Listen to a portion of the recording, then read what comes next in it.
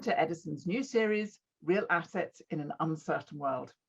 We live in an era of increasing geopolitical instability, higher inflation, and tightening monetary policy. Can investing in real assets provide sustainable, less correlated returns? Industry leaders from sectors such as renewables, infrastructure, media, and technology are joining us to reveal their views and deliver actionable insights for a global audience. In this session, we're highlighting US Solar Fund, a UK-listed fund focusing on energy infrastructure, in particular the US solar market. To tell us more is its CEO, Liam Thomas. Hello, Liam. Hello, Vivienne. Great to be with you. Now, what are the attractions of investing in the US solar market? There are a number of attractions to the US market. One of them is that it is such a large market, which allows you to achieve diversification across geographies, climate, off-takers, and it also has a wonderfully developed institutional power purchase agreement market. And what that means is there are a huge range of institutions and corporations who are willing to pre-purchase electricity generated by these solar assets at a fixed or escalating price for very long periods, so 10 to 25 years customarily. And so what that means is you can achieve a great level of income stability from an investment through these investment grade power purchase agreements or PPAs, as we call them. And one of the other attractions is the competitiveness of solar. It's actually the cheapest form of new build electricity generation in the US, even without subsidies. There is still quite a generous subsidy scheme in place in the US through the federal investment tax credit. And that has been extended twice. But even without that, solar is the most competitive form of new build across many parts of the US. And one of the benefits from the market being as large as it is that it has become an institutional market. So when you think about the counterparties that you're dealing with who are developing these solar projects, who are building them and who are financing them, you are dealing with very large corporates with deep levels of experience. And geographically, of course, they have a lot of sun and a lot of space. Absolutely, and they have a lot of sun and a lot of space in areas that are a long way apart. So for example, the weather in California is almost entirely uncorrelated with the weather in North Carolina. So in one area, where perhaps over a period you get less sunshine and more rain, in the other area you'll get the complete opposite. So by investing in a diversified portfolio, you can offset any sort of weather impacts.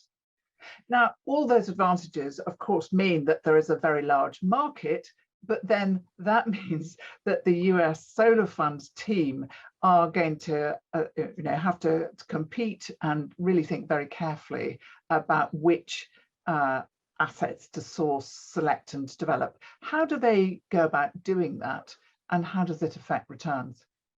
We've been investing in the US market since 2016, first through an Australian fund and then since 2019 with US Solar Fund. So we have been on the ground in the US for a relatively long period. Most of our team is located on the ground in the US. And over time, we've refined the strategy to focus on construction-ready projects in the middle market, as we call it. And what that means is we are not doing very early stage development. We aren't going around and looking for potential solar sites, which we then try and get an offtake agreement for. And we're also not in the mature end of the market competing for operational assets. We focus on assets that are ready to build. And so the advantage of that is you're not taking the development type risks that are present earlier in the life cycle, and you're also not competing for mature de-risked assets, which everybody wants. And you are able to achieve some upside in net asset value by bringing those projects from construction through to the operational stage. And so we work with a range of different developers to source projects.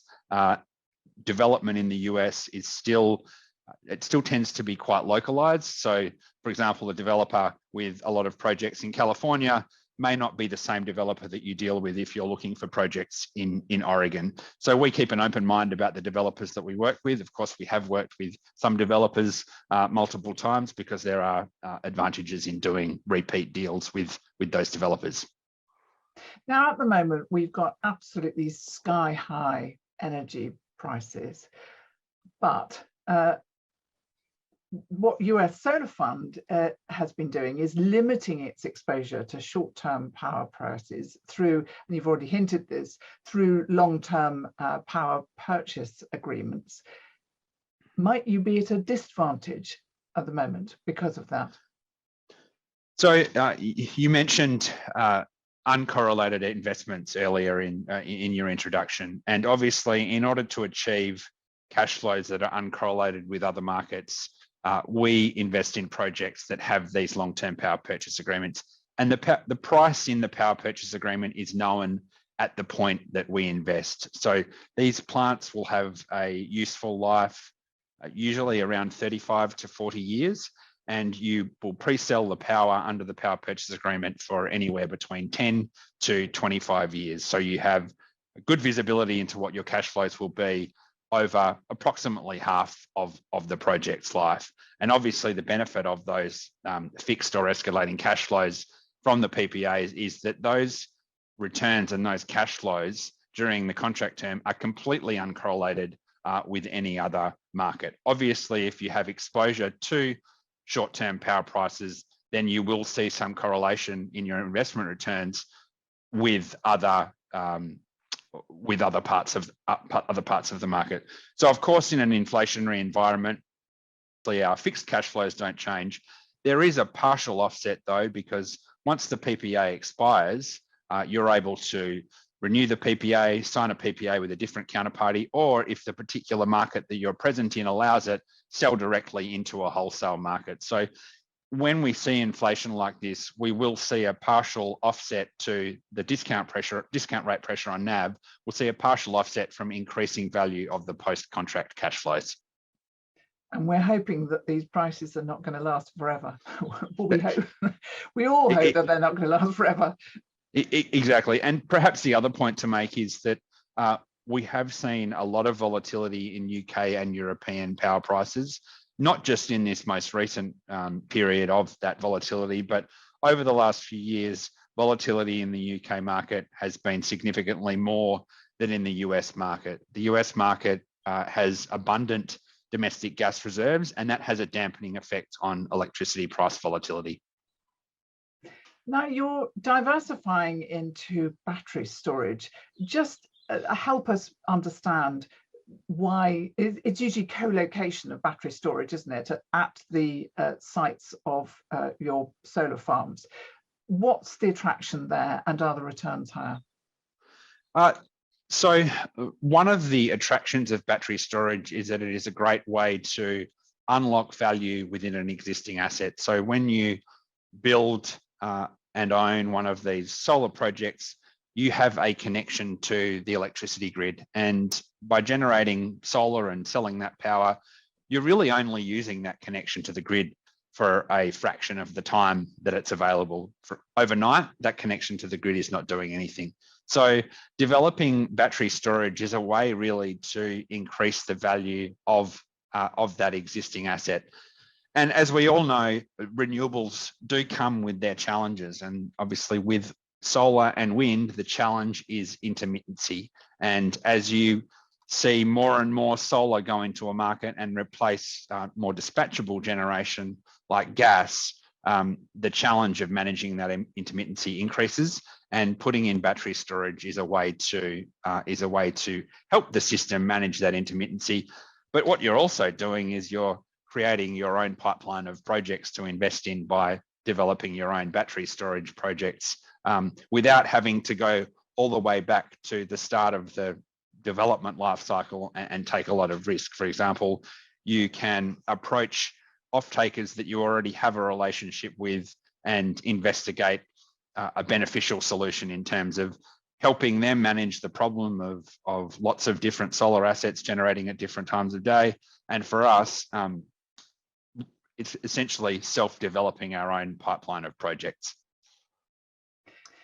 As you've mentioned, solar is a mature technology now, but looking forward, what areas are the most interesting in terms of additional investment pipeline? I think for us as US Solar Fund, we remain focused on solar and battery storage. But the really interesting thing about the solar market in the US is that it is bigger than just utility scale solar. So to date, we have invested only in utility scale solar, so large scale solar projects where the off-taker is a utility who then on-sells that electricity along with other electricity that either buys or generates. It on-sells that to commercial, residential and industrial customers.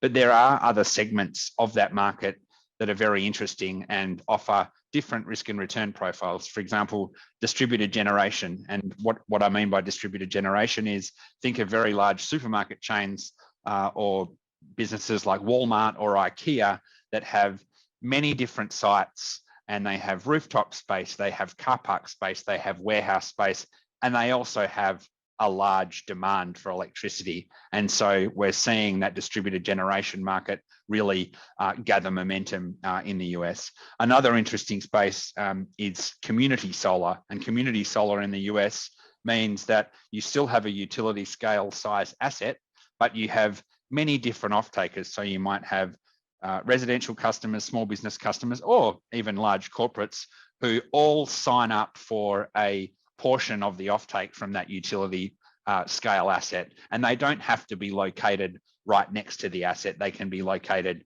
adjacent to the asset. So it's a way of getting the benefit of the very low cost of utility scale solar, but that benefit is available to multiple off-takers. It's an absolutely fascinating area. Liam Thomas of US Solar Fund, thank you so much for being with us. Thank you very much, Vivienne.